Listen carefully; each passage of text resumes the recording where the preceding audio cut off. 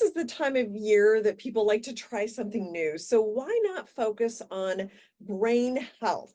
Dr. Julie Frantantoni, the head of research, integration, and partnerships at Center for Brain Health, has some tips on how to prevent cognitive decline and create brain gains to improve your health. So, Doctor, great to have you here. It's great to be here. I'm so excited to talk about a topic that really matters to everyone. Well, it absolutely does. And people are becoming more concerned about this. We've seen Alzheimer's and dementia and things have become such an issue in recent years. And there was a recent national study revealed that 90% of respondents are aware that the brain's capacity is not fixed by DNA and can be improved with training and habits, but people don't know where to start. What do you suggest? What's a good place to start? Yes, well, this is exactly why we launched the Great Brain Gain movement.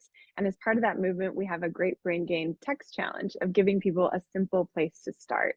And, creating brain gains is not about adding a whole bunch of new routines to your life. We know people are busy and have a lot going on. It's really just about changing up what you're already doing and doing it in a slightly brain healthier way.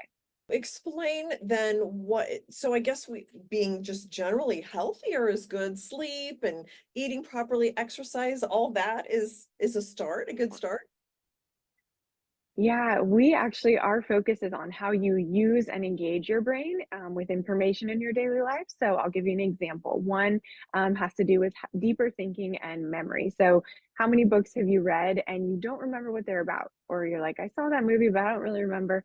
It's probably because you didn't spend the extra time really processing it or thinking about it.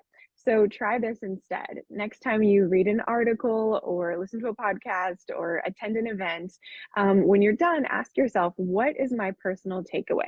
Think about what are connections to your life or applications. Taking that extra step afterwards is going to help you consolidate that information, create more neural connections. It's going to be easy to remember that information later. Oh, that's a great idea. And plus, I think you just get more enjoyment out of a book or a lecture or whatever it is anyway, if you're really kind of digesting that information. Yeah. Mm. If you're going to spend the time to do it, you might as well, get the most out of it that you can. Okay, so that's a good start. What else? What about diet and eating and supplements? Yeah, well, we know, of course, sleep and exercise and nutrition are absolutely essential. And I feel like there's tons of schools of thought and lots of information on that. I want to give one more tip about a way that you're going to use your brain in your day-to-day life. And this has to do with your daily to-do list. So a lot of people get overwhelmed by the number of to-dos they have to do. And we encourage people to prioritize their to-do list based on cognitive effort required. So this is a bit of a change. Instead of just doing the most urgent things or the easy things first that make us feel productive because you're checking it off the list, but to really prioritize those tasks that require deeper thinking. And when you complete those important tasks, you're going to help reduce stress, feel a sense of accomplishment, and those things are both really important for long-term brain health. Good tip because I do exactly the opposite. I go through, I'm like, okay, let's knock it off all the easy stuff, and then I can focus on the difficult stuff. So interesting. So I'll try to make an effort to do that. Do you find that people, or should people look for that time of day when they're most kind of cognitively engaged to do some of these things?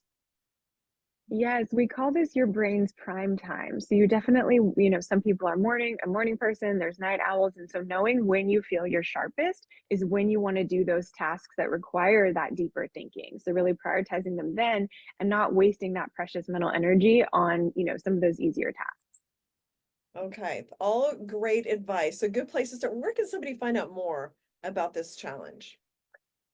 Yes, so you can go to the centerforbrainhealth.org and you can also join the text challenge right now by texting the word GAIN, GAIN, to 888-844-8991. And after you finish the 7-day challenge, you can opt in to continue receiving a weekly or a monthly brain tip. Okay, good. It sounds like a wonderful program, a way to kind of keep us sharp. And thank you so much, Doctor, for coming and explaining all of that. Thanks for having me.